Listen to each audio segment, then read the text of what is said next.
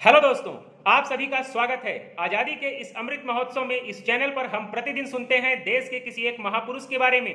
कल हमने जाना था भारत के शेरे पंजाब तथा पंजाब केसरी लाला लाजपत राय जी के बारे में। इस श्रृंखला को आगे बढ़ाते हुए आज हम बात करेंगे भारत के ग्लेड स्टोन गोपाल कृष्ण गोखले जी के विषय में। इनका जन्म 9 मई 1866 को हुआ था। गोपाल कृष्ण गोखले भारत देश के एक महान उदारवादी विचारक, बुद्धिजीवी, समाजसेवी तथा स्वतंत्रता सेनानी के रूप में याद किए जाते हैं। गोपाल कृष्ण गोखले महात्मा गांधी जी के राजनैतिक गुरु तथा महादेव गोविंद रानाडी जी के शिष्य थे। गोपाल कृष्ण गोखले कई वर्षों तक डेक्कन एजुकेशन सोसाइटी के सदस्य रहे और इन्होंने बाल गंगाधर तिलक के द्वारा स्थापित फर्ग्यूसन कॉलेज में लगभग 20 वर्षों तक अंग्रेजी और इतिहास का अध्यापन कार्य भी किया था।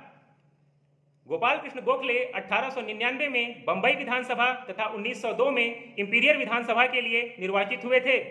1905 में इन्होंने सर्वेंट ऑफ इंडिया सोसाइटी की स्थापना की।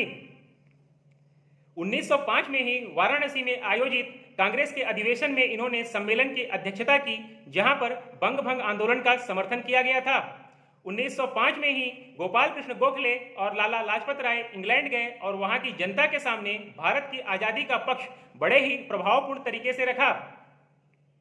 यदि हम आज के आधुनिक सरकारों के द्वारा किए जा रहे शिक्षा सुधारों के इतिहास में जाएं, तो हम गोखले जी का 1910 का विधेयक देखते हैं, जहां इन्होंने प्राथमिक शिक्षा को मुफ्त और अनिवार्य करने की बात कही थी और इन्होंने मांग की थी कि इसके लिए एक आयोग का गठन भी होना चाहिए। आगे चलकर 19 फरवरी 1915 को गोपाल कृष्ण गोखले जी का निधन हो गया और भारत देश ने अपने एक सपूत को खो दिया। आर्थिक तथा वित्तीय मामलों में अद्वितीय समझ तथा उस पर अधिकार पूर्वक बहस करने की क्षमता होने के कारण गोपाल कृष्ण गोखले को भारत देश का ग्लेड स्टोन कहा जाता है। साथियों, जिन महापुरुषों की बात हम इस चैनल पर करते हैं, वैसे तो इन सभी पर कई किताबें लिखी जा चुकी हैं, पर मेरा प्रयास यह रहता है कि मैं आपको कम से कम समय में अधिक से अधिक जानकारियां उपलब्ध करा सकूं। वैसे तो ये आप सभी के लिए महत्वपूर्ण है, पर यदि आप परीक्षार्थी हैं, किसी प्रतियोगी परीक्षा की तैयारी कर रहे हैं, तो आप इन वीडियोस को क्विक रिवीजन के रूप में भी उपयोग कर सकते हैं। इसलिए चैनल को सब्सक्राइब जरूर करिए। कल हम फिर जानेंगे देश के किसी अन्य महापुरुष के विषय में। आप सभी का दिन शुभ हो। जय हिंद।